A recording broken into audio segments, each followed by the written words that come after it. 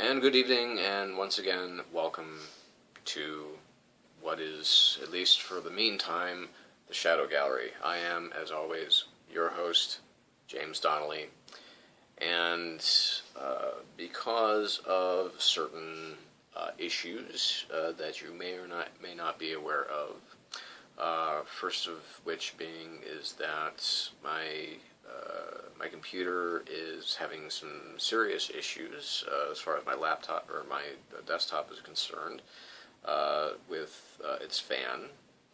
So it looks like we're going to be needing a new one. Yay. That sounds familiar, doesn't it? And also having a sore throat. I know that you think smoking doesn't help, but you're menthol, So tonight we're going to do something a little bit different. I know that I promised some new comics, bitches!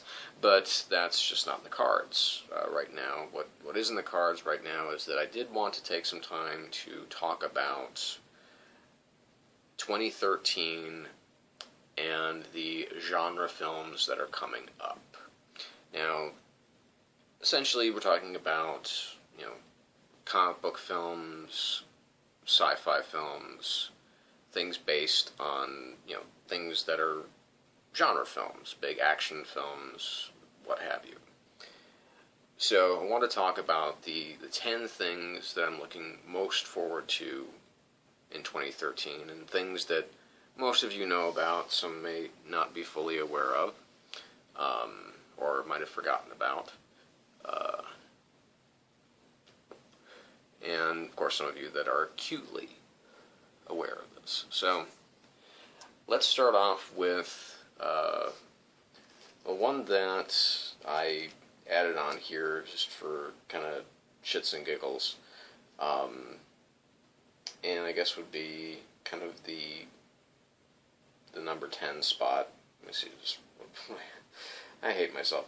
1, 2, 3, 4, 5, 6, 7, 8, 9, 10. Well, okay, so it would be the runner-up. This is not a genre film, but it's a film that I am greatly looking forward to. It does not have a release date yet, but it is supposed to be released sometime in 2013, and that is Joss Whedon's Much Ado About Nothing. His adaptation of course, the very famous Shakespeare play, that he shot over the course of like a couple of weeks at his home in California, with Alexis Denisof and Amy Acker as Benedict and Beatrice, Fran Kranz as Hero, or no, I'm sorry, as Claudio, and I forgot who plays Hero, but then you have, of course, Nathan Fillion as Dogberry, and you have Sean Marr playing Don John. I'm just really looking forward to this. I'm so glad that Lionsgate bought the release rights to that so that it will eventually get put out. But again, I don't know, because if for no other reason, I want to see most of these people on the big screen. I want to see Amy Acker, in a great role. I want to see Alexis Denisof in a great role, because I love Alexis Denisof.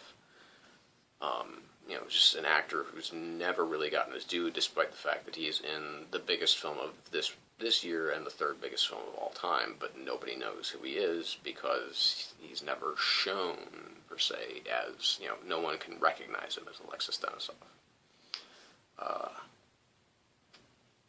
So that leads me to, coincidentally, number 10. Now, I haven't limited this list to film, because some of it does, well, it has to do with film, at least peripherally, but it does also, it is TV, and that is Joss Whedon's S.H.I.E.L.D., in which we'll have, the two kind of name actors that I'm aware of are Ming-Na, who I don't know how many films or TV series she might have been in, but of course, to me, she's the voice of Aki Ross in Final Fantasy: The Spirits Within, which I think is a fantastic film. I just rewatched it recently. It's a really, really excellent CG animated film. And of course, Clark Gregg will be reprising Agent Phil Coulson. How exactly they're going to work that in, not too sure yet, but that, of course, is one of the great mysteries of S.H.I.E.L.D., of this show. It is a show that is on track to premiere this fall. So it's, from what I actually hear, that Joss Whedon is actually already shooting the pilot. So this could be another kind of a banner year for Whedon, because 2012 for me was like the year of the Whedon. I mean, with two films definitely in the top 5 of the films that I saw this year, The Avengers and Cabin in the Woods. I mean, for Christ's sake, I mean it's a pretty astonishing. Of course, I would have maybe preferred to see Cabin in the Woods when it originally was slated to come out in 2009, but that's the way it goes. I'm unaware of too many of the other cast members.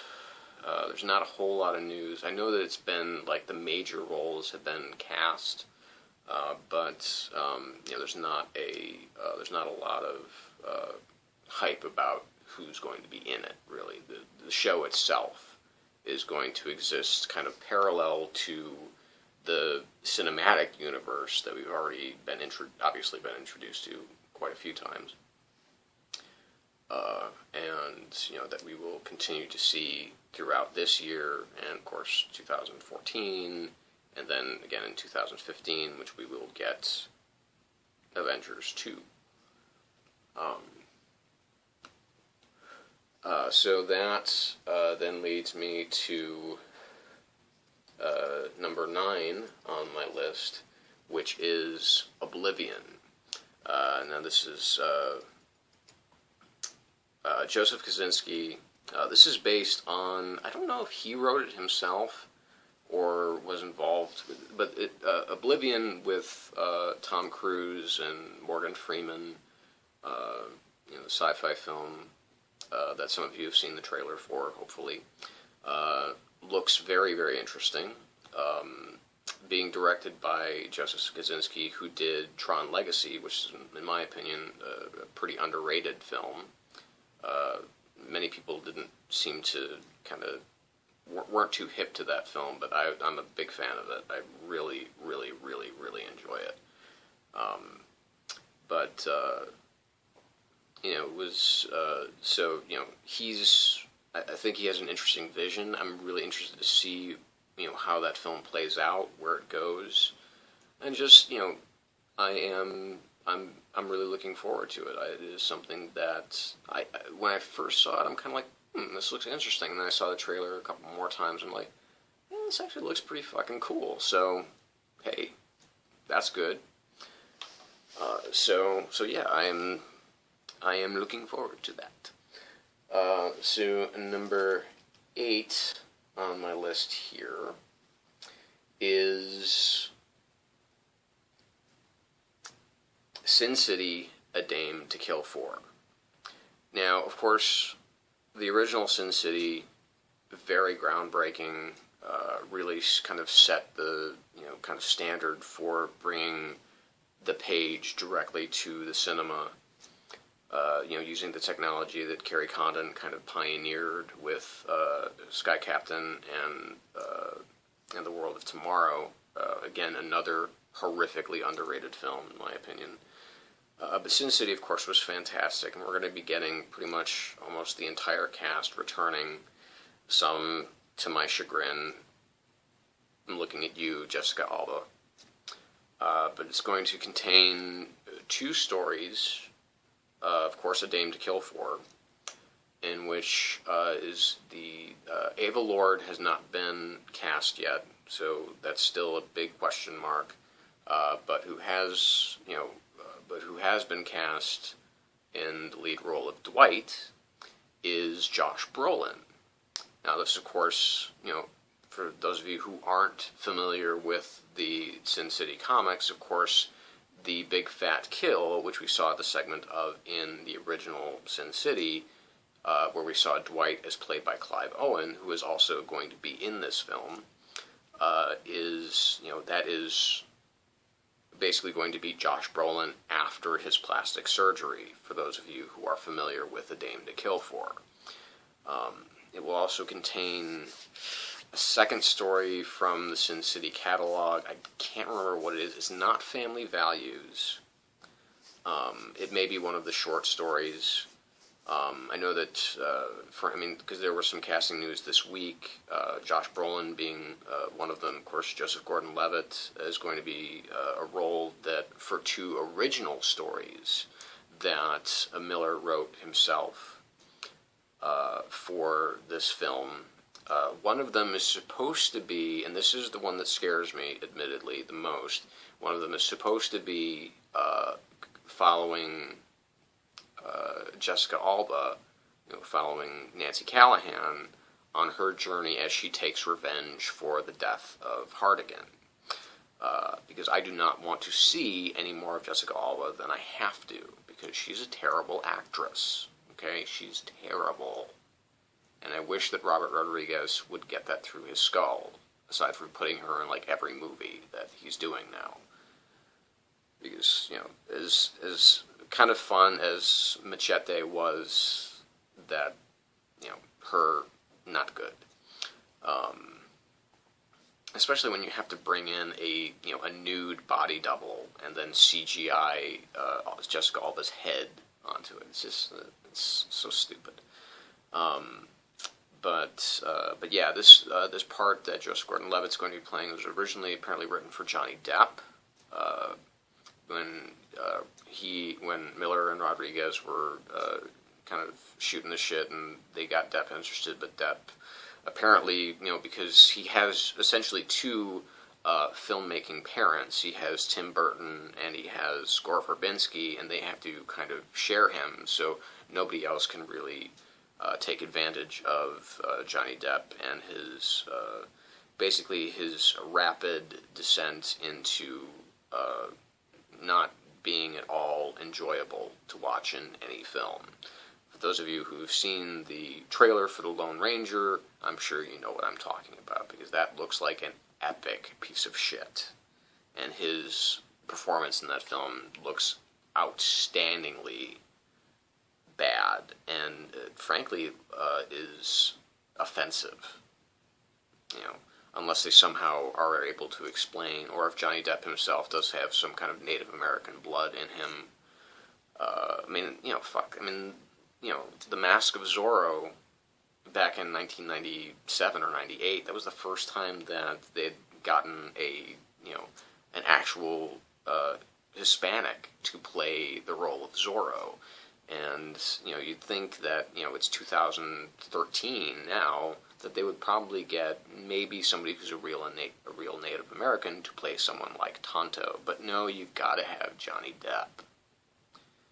Oy, it's so frustrating, It just pisses me off. Anyway, the reason it's kind of low is because I'm not too sure about what other stories that they're going to put in there.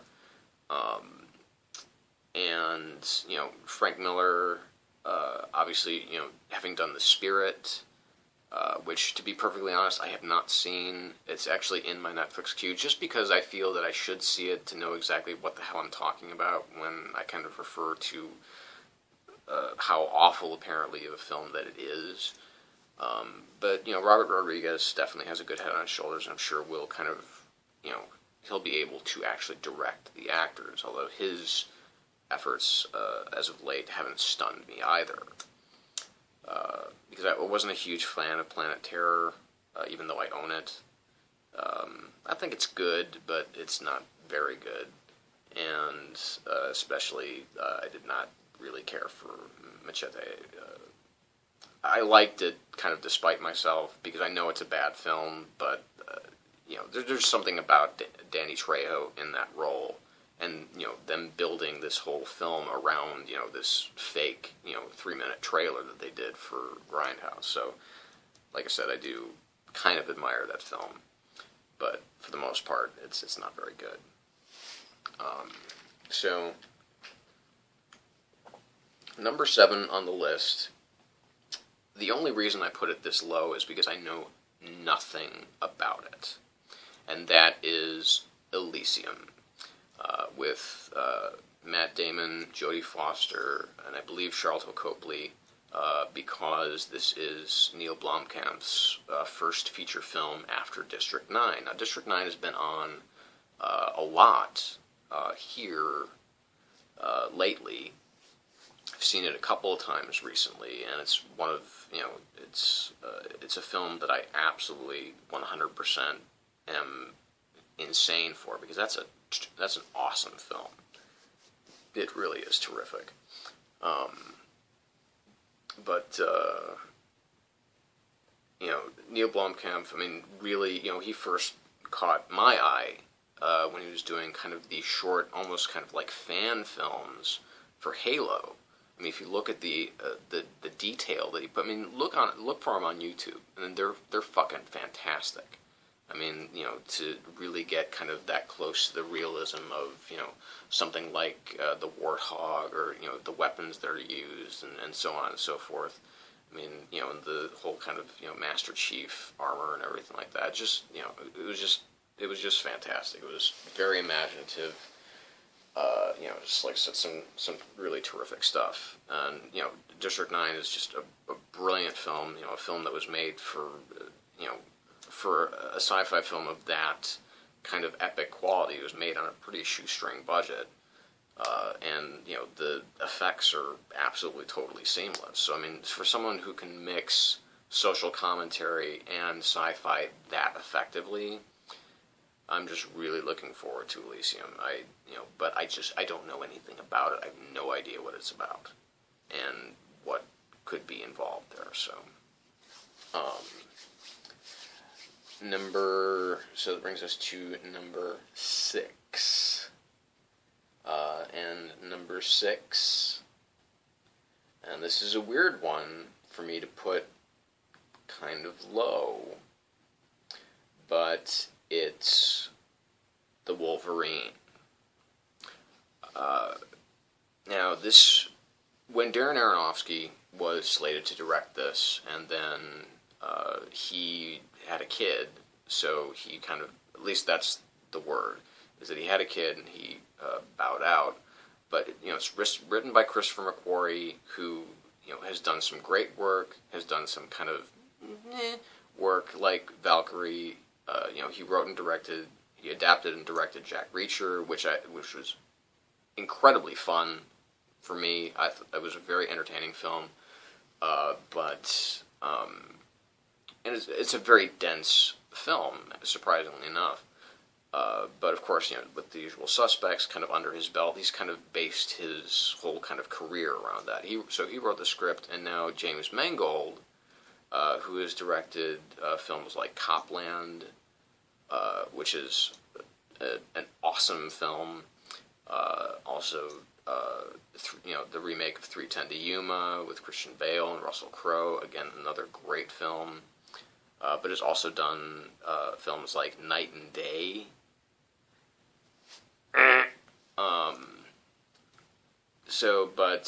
This is, basically this film, the real kind of grabbed you for this film, because I wouldn't, this was just a standard, kind of sequel to X-Men Origins Wolverine. I would not give a shit. I wouldn't care who was in it, what was going on, anything. But this is going to be basically kind of a very strict adaptation of the Wolverine miniseries by Chris Claremont and Frank Miller. So, I mean, that's the grab ya. That's the hook right there. So, I mean, if they're able to put, like a quarter of the good work that Claremont and Miller did on that miniseries, then they're going to have,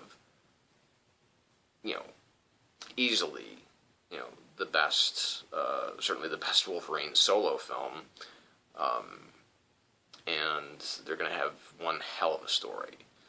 So I am very much looking forward to that, but it's, like I said, kind of low because, I haven't seen too much of the other cast. I know that Jessica Biel was supposed to be the villain. I was actually kind of looking forward to that because I wanted to see her die in a film.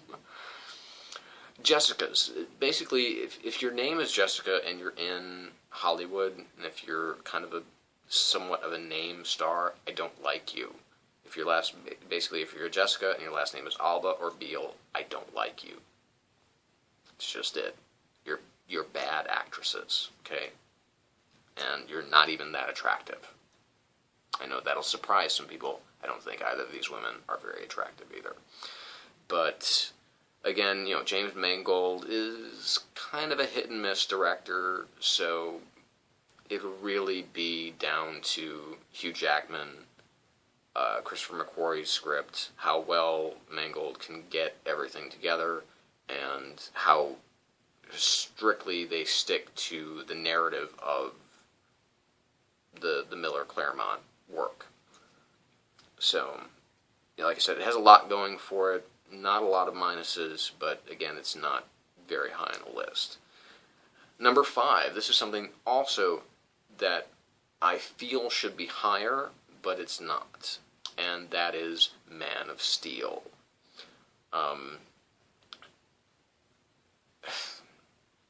In 1978, when they made the first Superman film, it was a little too young to fully appreciate it. Of course, in years to come, I would realize that that's basically kind of the gold standard for making a great superhero film. It's still definitely in one of my favorites all time. But of course, the thing that every Superman film has lacked, whether it's with the exception of maybe Superman 2, is a good villain for Superman to fight bare-fisted. The thing that does have me excited about this film is that there's no Lex Luthor.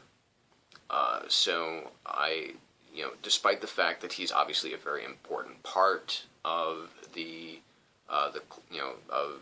Superman mythology, they decided to kind of excise him, and we are going to have apparently.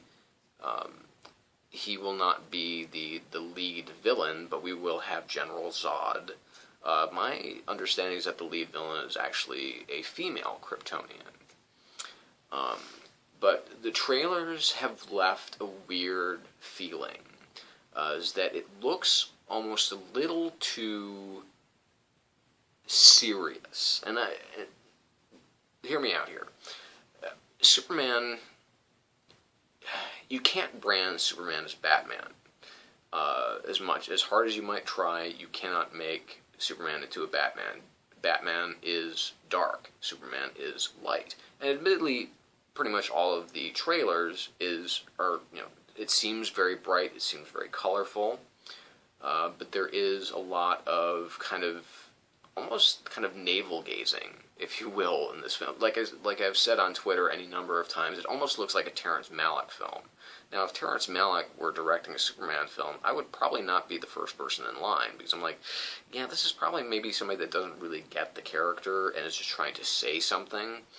But it's Zack Snyder, who had been kind of on a roll. Well, I shouldn't say really a roll, but with his remake of Dawn of the Dead, a nice hard R there. Of course, a really nice hard R with 300, and then kind of a floundering kind of misstep with Watchmen, and then just the total, fuck all of Sucker Punch, which is basically, I think, like I said, I think I've said this before, is that seemed to be kind of like the test that Warner Brothers wanted to put him through. Okay, let's see if Zack Snyder can make a PG-13 film that will draw in the crowds. Well, I mean, this, of course, is going to have a built-in audience. I'm sure it's going to do huge business, but I'm I'm uncertain as to how well Zack Snyder can bring a Superman film to life. It has, I think, all in all, a really interesting cast. Henry Cavill, admittedly, I haven't seen him in anything that I've really thought was like, wow, that dude's great. As opposed to someone like Christian Bale, who I've seen a number of times and who's been great in pretty much everything he's done. So it is, of course, but it's very standard to bring an unknown to the character of Superman. And, I honestly wouldn't have minded seeing Brandon Routh again at all, because I thought he was actually quite good as Superman. But, you've got, everybody's in this fucking film. You've got Russell Crowe as Jor-El. You've got Diane Lane and Kevin Costner as Ma and Pa Kent. You've got Michael Shannon as General Zod. You've got Amy Adams. Great actress as Lois Lane. Lawrence Fishburne as Perry White. It is definitely an interesting cast that they have assembled, but this story, of course, is locked up tight. So, and the trailers, admittedly, the second trailer did look better. I did have more hope for the second trailer than I did the first trailer. But, kind of interestingly, counterintuitively enough, I was more excited about Superman Returns than I am about Man of Steel. Because the trailers for Superman Returns just really had me going. But again, that was because it was tying into the world that had been set up by Richard Donner and Richard Lester, respectively. As far as the first two films. Because, obviously, if you know the real story, of course, Richard Donner did like 79 or 80% of the second film before he was, shown the door, and then Richard Lester stepped in to take over the rest of filming. If you have seen the Richard Donner cut of Superman 2, which I do own, because I just didn't want to wait to see it, it was kind of a mistake, because I liked the narrative of Superman 2 regardless. But anyway, neither here nor there. So that's why Man of Steel is kind of not as high as one would think on my list. So number 4 is Pacific Rim. Huge robots, huge human-controlled robots fighting kaiju, fighting big monsters, directed by Guillermo del Toro. Basically, you got me first in line with just that concept of basically doing kind of almost a live-action anime a big-budget extravaganza of a Godzilla film that looks cool. Because say what I was never excited about the Godzilla remake. I was interested because I was a lifelong Godzilla fan, but that sure was a tremendous piece of shit.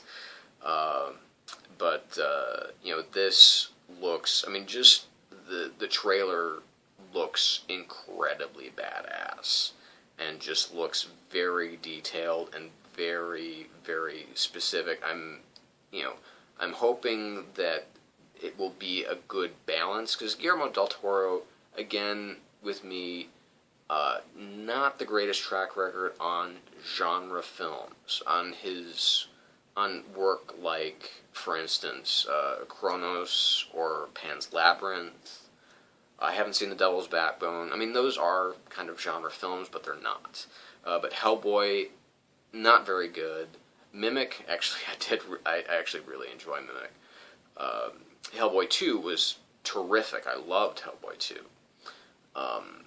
But, again, I don't know. There has to be a good balance of human story meeting robots fighting gigantic monsters. Because that has to, that kind of has to take precedence, because, I mean, if you look at why most of the Godzilla films suck, is because they spend way too much time with the humans and not nearly enough time with the monsters. So, let's, Guillermo, let's get this one right, because this is one I'm really, really looking forward to and really counting on you to come through for. Because, this has been like a lifelong dream of mine to see, huge monsters, really cool, and huge fucking robots beating the shit out of those evil monsters. So, I mean, that's just, like I said, it's a built-in audience already, and it looks really, really impressive so far. Other than Idris Elba, though, I have no idea who's in it. But like I said, just concept alone, I'm there. So now we're in the top 3. So number 3 is Thor: The Dark World, which is coming out in November, which is kind of an odd time for it to come out, but, whatever works. And here we have, again, most of the cast,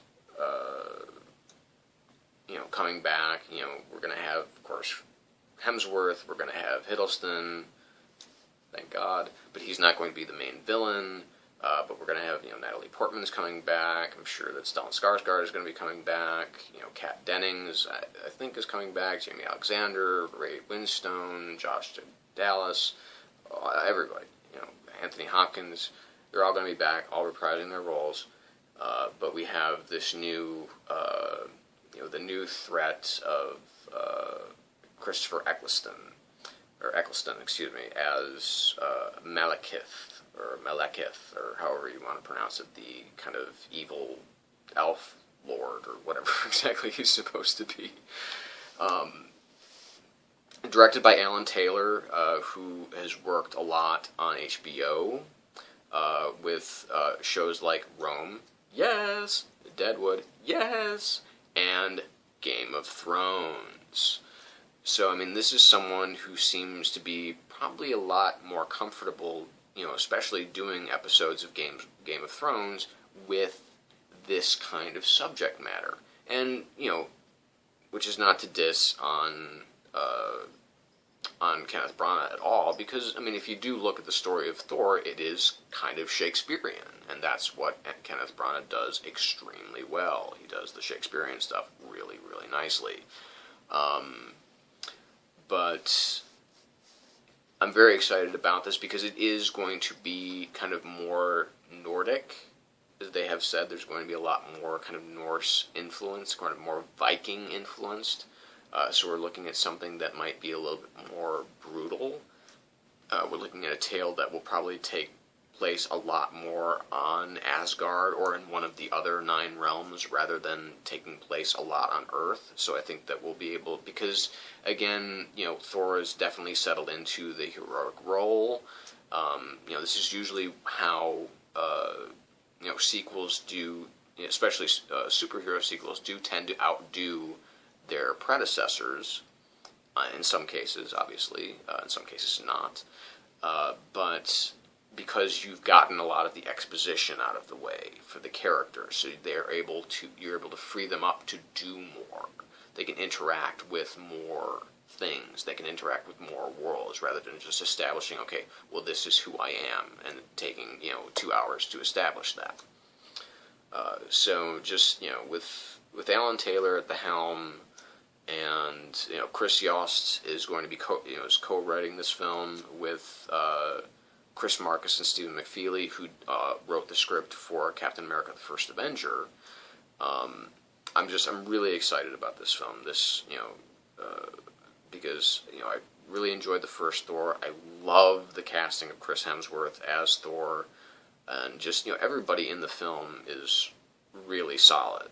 And of course, having one of the for you Doctor Who fans, having one of the doctors in there, I'm sure will be a big draw for you. So. Number 2 is Iron Man 3. And I'll get to why that's number 2 in a bit. But if we look at this film, This film has a lot going for it. It, obviously has everybody returning. We've got, RDJ, we've got Gwyneth, we've got Don Cheadle, and then we're going to be, of course, adding some new flavor here. We've got Guy Pearce coming in. We've got Jessica Chastain coming in. And we've got Ben fucking Kingsley coming in as the Mandarin. And we have Shane Black directing and co-writing, if my understanding is correct. Because this has, leaving Jon Favreau behind, I still think was kind of a dick move, because I happen to think that Iron Man 2, while having a very, very bad climax with the, very anticlimactic battle between Whiplash and War Machine and Iron Man, which was really, really awful. They had that, and there were some scenes that were kind of like, but I still think that overall Iron Man 2 is a really, really terrific film.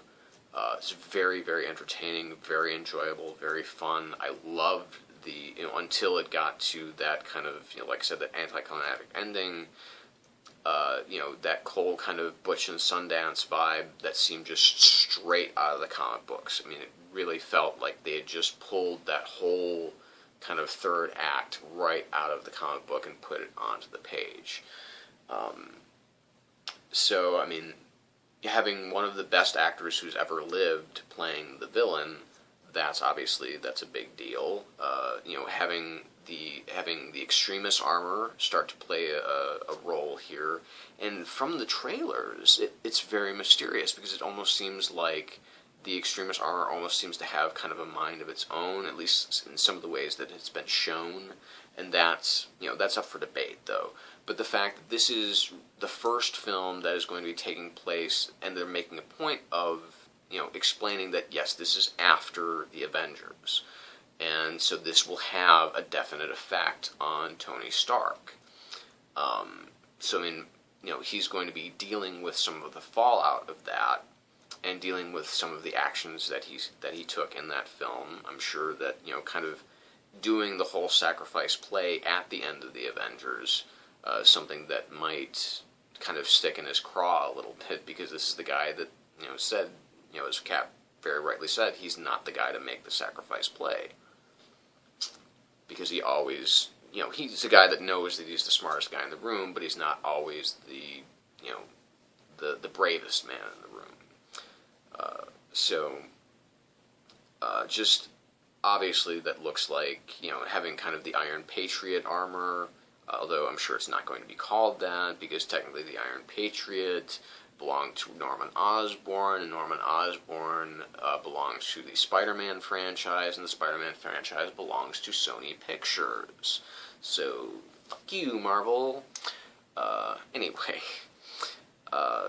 And so, I mean, just, Shane Black, who did, who wrote and directed Kiss Kiss Bang Bang, easily one of the best films, one of the best kind of cult films of this last decade.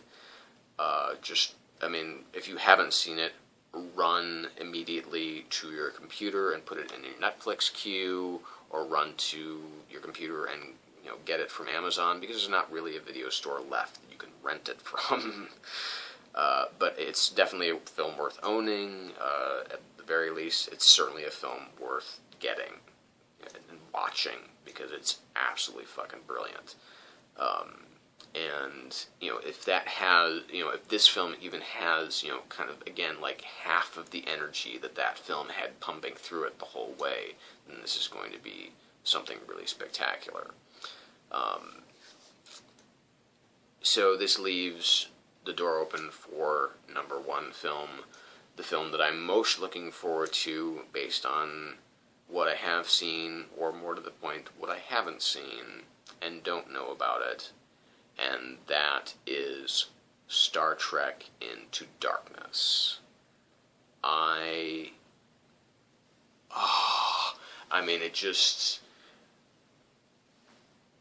First of all, you have assembled probably one of the finest casts that you could ever want to do a Star Trek kind of original series-ish film. You know, Chris Pine is a great Captain Kirk. He's a great James T. Kirk. Zachary Quinto, you couldn't get a more perfect Spock, okay? Simon Pegg as Scotty, Zoe Saldana as, you know, Uhura, fucking Carl Urban as Bones McCoy. I mean, you know, Anton Yelchin as Chekhov, James Cho as Sulu, and J.J. Abrams in the director's chair. I'm sure there will be fewer lens flares, everybody, so that's the stupidest thing that I've ever heard. I actually dig the lens flares in Star Trek. It's not distracting. In fact, it makes it seem, again, a little bit more realistic, and kind of more fantastical at the same time. But then you also have the addition of Benedict Cumberbatch as the villain, who we do not officially know who he is yet. Now, we do know that Alice Eve is going to be playing Carol Marcus, who, of course, if you know, is the mother of David Kirk, or David Marcus in, you know, Star Trek II and Star Trek III, respectively, Wrath of Khan and Search for Spock.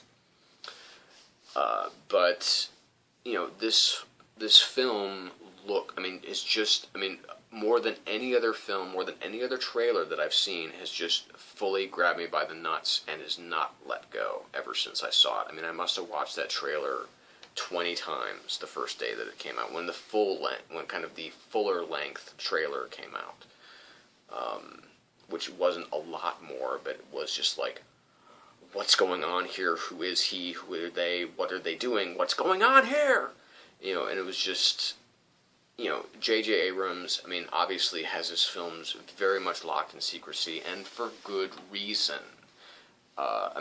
This is a guy who, at least from a filmmaking point of view, really hasn't let me down yet. Mission Impossible 3, not a great film, but it's a really good film. You know, I know he didn't direct Cloverfield, but obviously was very involved in it, and that's a film I adore. And then, you know, of course, with Star Trek, you know, completely revitalizing a very tired franchise, you know, breathing incredibly, you know, necessary new blood into it, you know, assembling an amazing cast. That's a film, literally, if it's on, I watch it. It's just one of those films. And it's a film that I will go to and watch, just because it's like, hey, it's fucking Star Trek. There's only one scene I don't like in the film. And, you know, and that's the whole kind of, you know, the kind of ice planet, the creature, and the bigger creature chasing Kirk. I didn't like that film. I didn't like that scene.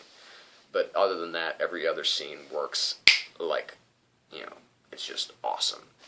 And then, of course, doing Super 8, which is one of my favorite films of last year, of 2011 at this point. But, you know, it's just, it looks so awesome.